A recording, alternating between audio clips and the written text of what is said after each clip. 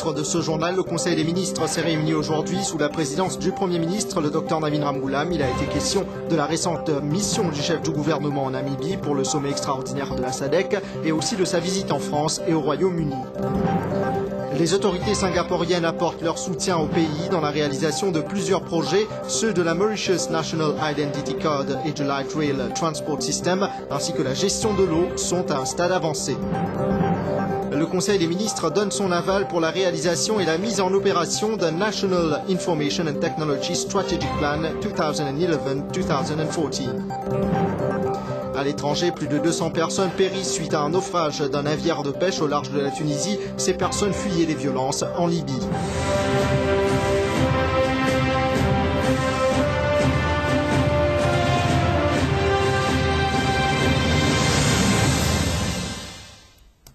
Bonsoir à tous et merci d'être avec nous pour ce journal. Le Conseil des ministres s'est réuni aujourd'hui sous la présidence du Premier ministre, le Dr Navin Ramgoolam. Il a entre autres été question de la récente mission du Premier ministre en Namibie.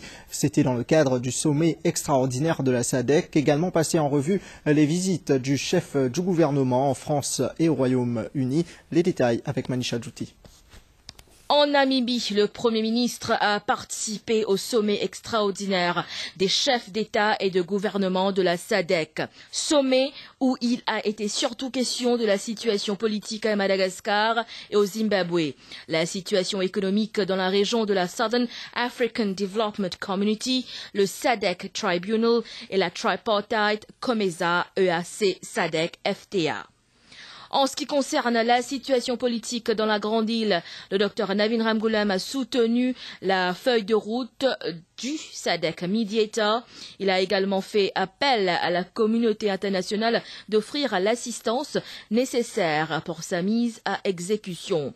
Le Premier ministre mauricien a mis l'accent sur la visée d'une solution à long terme à cette crise et de lever les sanctions qui affectent déjà les Malgaches. Pendant sa visite en France, le Dr Navin Ramgoolam a rencontré l'ancien président français Jacques Chirac. À l'agenda, les intérêts communs entre la France et Maurice. Il a également eu des sessions de travail avec les autorités françaises en ce qui concerne le sommet de la Commission de l'océan Indien, un sommet dont Maurice assure actuellement la présidence. Au Royaume-Uni, le Premier ministre a rencontré Philip Sands, le conseiller légal sur le dossier Chagos.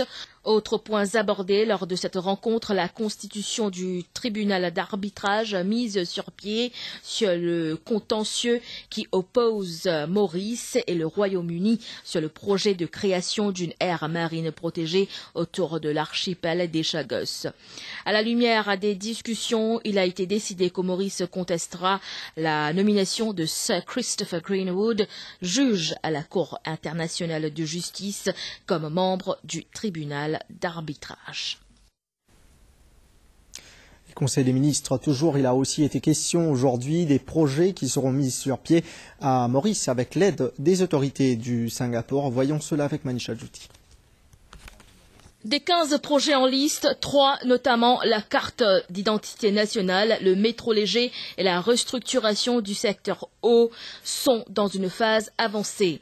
Le Conseil a pris note que les autorités singapouriennes donneront aussi leur assistance au secteur suivant, dont le Performance-Based Budgeting, performance du système de base de gestion, la gestion des ressources humaines dans la fonction publique pour améliorer la prestation des services aux clients et une duty-free island, le tourisme axé sur le divertissement et enfin le shopping. L'abattage des arbres également au Conseil des ministres, cela pour permettre la mise en exécution de nombreux projets. Il a aussi été question de la plantation d'autres arbres ailleurs. Le point avec Willy Naumva. Le Conseil a pris note du nombre d'arbres qui devront être abattus pour la mise à exécution de projets routiers, tels le Ring Road, The Harbour Bridge Road et l'élargissement de la route M1. Le ministère de l'Agro-Industrie veillera à la plantation de 2 fois du nombre de ces arbres abattus dans le pays.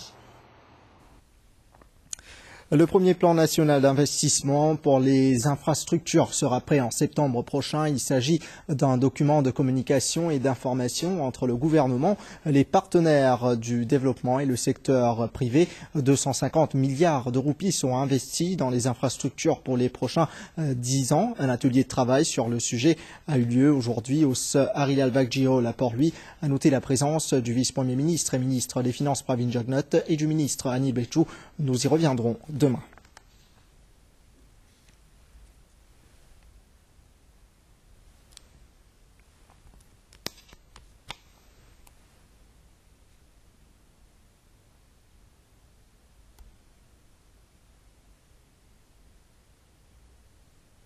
Et ailleurs, ce sont les habitants de Montagnori qui seront sous peu soulagés grâce à la création d'une voie d'accès pour cette région qui était inaccessible par véhicule auparavant. Ces travaux s'étaleront sur 3 mois, mais déjà 22 millions de roupies ont été décaissés pour la première partie des travaux. Selon les constructeurs sur place, les premiers changements sur place seront visibles d'ici 4 mois. Le point avec Joy Nirai. À Montagnori, sur la voie menant à l'autoroute M1, d'importants travaux ont lieu. Des travaux pour d'une part stopper le glissement de terrain, surtout pour les habitants qui résident en haut de cette falaise, et d'autre part pour créer une voie d'accès. Cette route comprendra une bretelle de 7 mètres de large pour permettre aux véhicules de desservir ceux habitant le haut de la falaise. Il y a un footpath, c'est-à-dire il y a un petit piéton 3 pieds qui m'en habitant peut servir. Nous pouvons faire ce backfilling, nous avons un grand retaining wall qui peut faire, 9 mètres de terre. Nous faisons un backfilling, c'est-à-dire remplissage à l'arrière. Nous pouvons combler, nous mettons sur Cacharan, nous pouvons faire un chemin pour 2 voies. C'est-à-dire que nous avons 7 mètres à peu près que pour une machine pour voyager dans les 2 sens.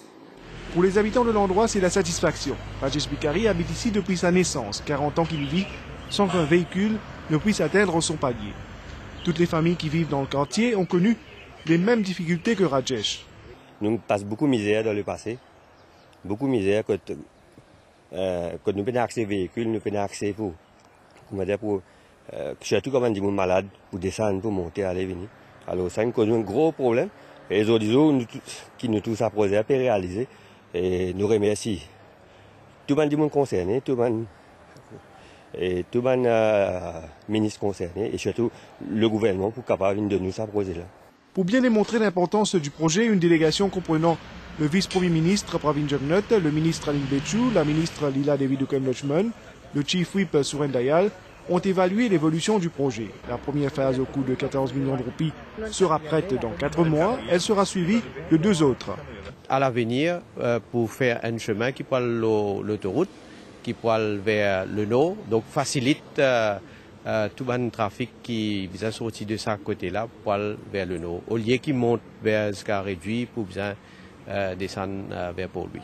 En habitant ici, je partiens assez accès. Là, on peut gagner un chemin de presque 6 à 7 mètres de largeur. Et déjà en phase, comme vous connaissez, ça peut venir un petit peu plus tard. L'autre côté chemin aussi, nous avons besoin de mettre un mirail. Il est capable de passer à hauteur là, mais un petit peu plus bas que ça. Et ça là, sans mirail que nous mettons là, je pense que c'est un des mirailles plus hautes que nous venons faire au niveau ADA. C'est la satisfaction, parce que je me rappelle quand nous faisons faire porte-à-porte avant les élections, c'était une des bonnes affaires qui m'a dit médias. Nous d'ailleurs, nous-mêmes, nous faisons vivre une difficulté qu'ils ont fait aux journaliers, parce que quand nous venons ici. Mais là, je suis très satisfaite qu'il y ait bon travail à la vitesse que nous pouvons atteindre, et je suis content pour les habitants de la région. Nous sommes pleinement satisfaits avec la façon qu'il travaille là peut dérouler. Bien sûr, vous connaissez qui depuis 1996, tu peux lever cette question-là. Et heureusement, l'année dernière, contrat inalloué. Et il y a un travail qui, bien sûr, prend beaucoup de temps parce qu'il y a acquisition de la terre pour faire, il y a permission pour prendre. Et aujourd'hui, bien dire qu'il y a un habitant bien content qui progresse la peut faire. Les ingénieurs travaillent déjà sur la 3e phase. Elle comprendra un flyover qui reliera la bretelle à l'autoroute M1 en direction de Port-Louis. Retour au Conseil des ministres, les chiens errants, un problème qui inquiète à Maurice. Une campagne de sensibilisation sera ainsi lancée au niveau national pour essayer de mettre un terme à ce mal. Pour les 2 mois à venir, les autorités se lanceront dans des campagnes de ramassage et de stérilisation. Voyons cela avec Willy Namba. Le Conseil a aussi pris note que le ministère de l'Agro-Industrie, en collaboration avec la MSPCA, lancera une campagne nationale de sensibilisation sur le contrôle des chiens errants pendant le mois de juin et juillet 2011. Cette campagne comportera entre autres des programmes d'enregistrement des chiens, la vaccination et la stérilisation des chiens ainsi que le ramassage des chiens errants. La caravane des services vétérinaires du ministère de l'Agro-Industrie et de la Sécurité alimentaire sera responsable de la stérilisation des chiens et des chiennes. De plus, une campagne agressive de ramassage de chiens sera lancée à travers le pays, comprenant également les abords d'hôpitaux et des marchés. Par ailleurs, le ministère de l'Agro-Industrie déposera à l'Assemblée nationale le projet de loi, le Dog Control Bill. Le plan national stratégique 2011-2014 pour les TIC sera prochainement publié. Le secteur des TIC, vous le savez, fait désormais partie d'un des piliers de notre économie. Ces avancées aideront aussi à établir le pays comme un ICT hub pour la région. Willy Namba.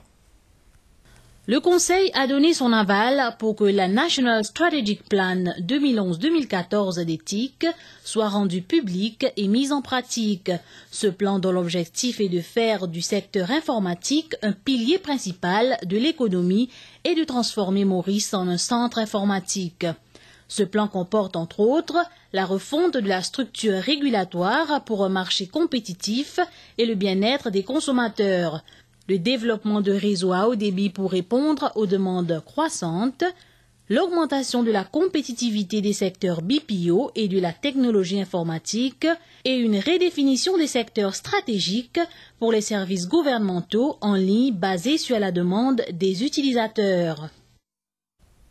Le Conseil des ministres qui a aussi donné son aval pour la mise en place d'un Milk and Meat Board par le ministère de l'Agro-Industrie, comme stipulé dans le programme gouvernemental 2010-2015. Cette instance devra conseiller le ministère en matière de sécurité alimentaire, mettre en place des mesures en ce qui concerne l'élevage de bétail, mais aussi faire des propositions en matière de recherche et de développement. Les autres décisions prises par le Conseil des ministres à suivre un peu plus tard au courant de ce journal. Nous retrouverons sur ce plateau Sadna Tilakdari. Le président de la République, dans l'exercice de ses pouvoirs sous la section 62 de la Constitution et agissant sur les conseils du Premier ministre, a effectué des changements dans les portefeuilles ministériels des ministres Shaukat Ali Soudan et Michael Sikun. Le ministre Soudan sera désormais responsable de la technologie et du développement industriel, du bureau de normalisation, du conseil consultatif de la bijouterie, du laboratoire d'essai, de Moritas, des coopératives et du développement coopératif et devrait être désigné comme ministre de l'Industrie et des coopératives.